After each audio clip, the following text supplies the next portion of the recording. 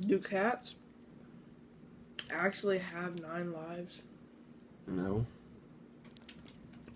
So, have you ever actually personally killed a cat to see if it had 9 lives? But what if the cat had already died 8 times? And you just killed it because it had already died 8 times.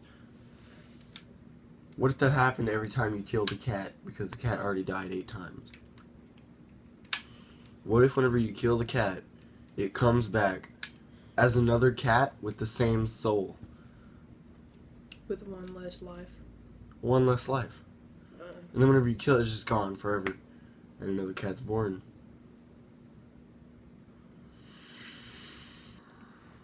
If you're playing Russian roulette and you know that you have a great chance of dying and you shoot yourself, is it considered suicide if you didn't mean to kill yourself?